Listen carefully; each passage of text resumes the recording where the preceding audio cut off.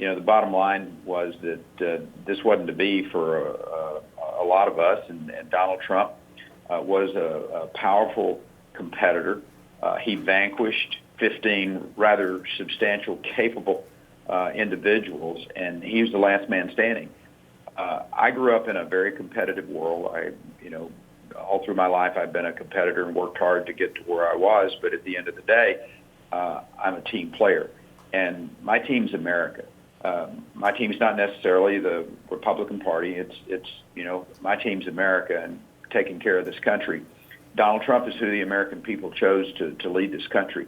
I'm all in with him, and I'm all in the sense of this is about America. This isn't about necessarily Donald Trump, but I agree with him on his stand on how to build our military back up and the importance of that. I agree with him on how to get America back on track economically. I agree with him that this country has to be secure and our borders have to be secure if our people are going to live in communities that they feel safe and secure in.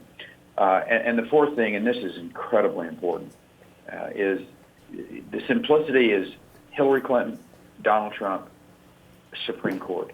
And I hope every person who cares about America, who is on that conservative side, or for that matter, on that strict constructionist side, they may be libertarians, but they want an individual on the Supreme Court that is going to follow the Constitution, not making it up as they go on, what the feel-good position of the day is. And so for those four reasons, I hope everyone listen, we can split hairs from now until the world looks level and fine. Right. Mr. and Miss Perfect left the stage a long time ago. There is no perfect candidate. But Donald Trump is our nominee. And I hope everyone will get over whatever, reason they're being reluctant to endorse this man, to work for this man, because this is about the future of America. And that's what we got to really focus on. Last question, Marcus. I'll pose the same thing to you. I mean, I hear John Teagan, I hear Mark Geist, I hear Tonto out there, I hear the stuff they say, I hear what you say. The idea of having Hillary Clinton as commander-in-chief, particularly after the failures that we've seen from her as Secretary of State, that's a terrifying thing. And I know that that's the perspective that these veterans are looking at this situation. What about you?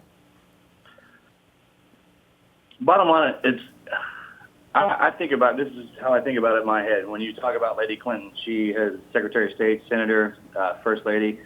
Her resume is impeccable, and I know she knows how to run politics, and I know she's been there for a long time.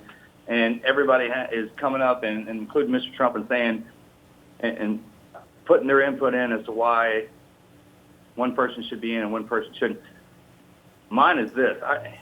Over the past almost 8 years, it's gone from one of those deals where when I started fighting in the wars, nobody ever called me weak. Nobody ever called the military soft or weak or downgraded or anything like that, because we don't feel like that. I mean, it kind of hurts when people say that, and it is overall truth, but we are the one organization that peers past. We don't deal with politics or anything like that, and that's, I'm retired, I'm older now, and it goes down just like this. Look, the classifications and security that are paramount to the successful missions that we run and the unsuccessful missions are so critical to our life. And I never had a problem. Every time I put on the uniform and I grab my rifle and I go out the door, I never thought about, well, man, who's in the office? It didn't matter to me because we were just serving y'all. That's not it. But if you have that, I can't stress enough how important in our world those classifications and taking those seriously mean that I have trained myself my whole life to not even thinking about running into something. But if I know that I'm being set up before I go in there, I'm not stupid. I may serve this country blindly, but I don't serve it stupidly. And I do this because I'm a father now. So if my son, and I train him to follow the same line that I did, just like my father did, my grandfather did. If I know that somebody's backing me up, then I don't care if I go into my death. But if you're half-heartedly backing me up, or if you think of what I'm doing is not serious, and because I've trained my whole life for it, and I lay it down on the line, then what's the point?